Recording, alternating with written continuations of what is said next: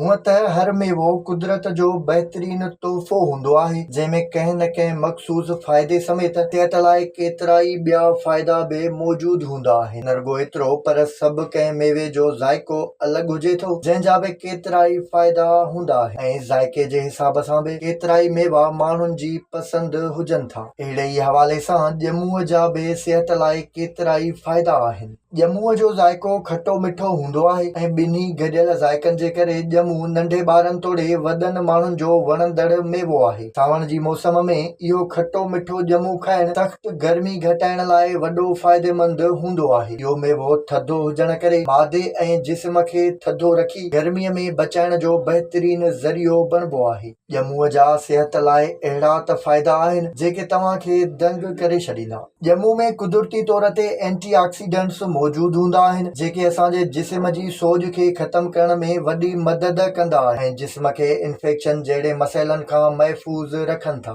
ॼमूं vitamin C ऐं iron सां बि भरपूर हूंदो आहे। जेकॾहिं कंहिं बि माण्हूअ में आयरन या विटामिन सी जी खोट हुजे त उनखे पंहिंजी खुराक में ॼमुन खे शामिल करणु घुर्जे। ॼमुन जो जिस्म जी रत वधाइण में बि अहम किरदार हूंदो आहे। ॼमूं रत खे साफ़ कंदो आहे ऐं रत मां बैक्टीरिया जो ख़ात्मो करे थो, जंहिंजे करे रत जे फ़ाइदनि समेत चहिरे जी चमड़ी साफ़ थींदी आहे ऐं मुंहं तां मोहीड़ा वग़ैरह ख़तम थींदा आहिनि ऐं चहिरो ख़ूबसूरत नज़र ईंदो आहे। ॼमूअ जो शरबत जिस्म मां पाणीअ जी खोट ख़तम करे माण्हूअ खे ताज़ो तवानो रखंदो आहे। ॼमुन जी रस या रस वारा ॼमूं ग़ज़ाइयत सां भरपूर हूंदा आहिनि। ॼमूं फाइबर जो बि बहितरीन ज़रियो हुजनि था। ॼमुन जो इस्तेमाल पेट जे सूर, तेज़ाबियत, सीने जे साड़े ऐं कब्ज़ी जे मसइलनि मां छुटकारो ॾियण में बि वॾो मददगार साबित थींदो आहे। ॼमूं कोलेस्ट्रोल ऐं ब्लड प्रेशर जी सतह खे घटाइण में बि मदद ॾींदा आहिनि, जेके दिलि जी बीमारियुनि जे लाइ अहम ख़तरो हुजनि था। हाई ब्लड प्रेशर ऐं वधियल कोलेस्ट्रोल वारे माण्हुनि खे ॼमुन जो इस्तेमाल